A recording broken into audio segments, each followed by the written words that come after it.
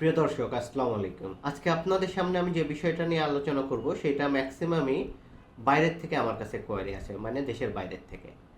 তো বিষয়টা হলো যে ভিন্ন ধর্মাবলম্বীরা কিভাবে একে অপরকে বিয়ে করবে। যেরকম আমরা জানি যে মুসলিমরা, যদি আমরা হিন্দু একজনকে বিয়ে করতে চাই তাহলে আমরা মুসলিম আইন অনুযায়ী বিয়ে করতে পারবো না। ইভেন একজন হিন্দু যদি মুসলিমকে বিয়ে করতে চায় সেক্ষেত্রে হিন্দু আইন অনুযায়ী বিয়ে করতে পারবে না। তো সেক্ষেত্রে কি একজন হিন্দু মুসলিম বা মুসলিম হিন্দুকে বিয়ে করতে পারবে না? হ্যাঁ, এক্ষেত্রে আমাদের দেশে একটা আইন প্রচলিত আছে যার মাধ্যমে আমরা বিয়েটা করতে পারি। এটা 1872 সালের স্পেশাল ম্যারেজ অ্যাক্ট।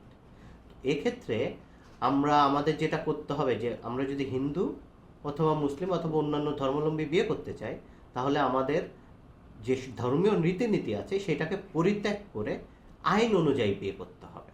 তো এটা আমরা কীভাবে করতে পারি? এটার জন্য আমাদের একটা রেজিস্ট্রার আছে, ঢাকা জজ কোর্টের অঞ্চলে বসে। তো আমাদের রেজিস্ট্রারের কাছে আমাদের দুইজনকে যেতে হবে এবং সঙ্গে করে অবশ্যই আমাদের ছবি প্লাস এনআইডি এবং 3জন সাক্ষী নিয়ে যেতে হবে। মনে রাখতে হবে এখানে 3জন সাক্ষী খুবই জরুরি। তো আমরা এটা নিয়ে যখন যাব এবং নির্দিষ্ট ফি আমরা যখন প্রদান করব, আমাদের রেজিস্ট্রার সাহেব তখন ওইটাকে রেজিস্ট্রি করে নেবেন এবং আমাদের একটা সার্টিফিকেট প্রদান করবেন। ব্যাস, আমাদের বিয়েটা হয়ে গেল। এর বাদে আর কোনোভাবে স্পেশাল হিন্দু অথবা মুসলিম বা অন্যান্য ধর্মাবলম্বী বিয়ে করা সম্ভব না। এখানে আরেকটু উল্লেখ্য আছে, যদি কোনো মুসলিম ছেলে কোনো খ্রিস্টান নারীকে বিয়ে করতে চায় সেক্ষেত্রে আমরা কিন্তু ইসলাম অনুযায়ী বিয়ে করতে পারবো, কারণ কিতাবধারী কোনো নারীকে বিয়ে করা আমাদের ইসলাম ধর্ম অনুযায়ী হালাল। অতএব আমরা ছেলেরা যদি খ্রিস্টান ধর্মের কোনো মেয়েকে বিয়ে করতে চায় ইসলাম অনুযায়ী বিয়ে করব।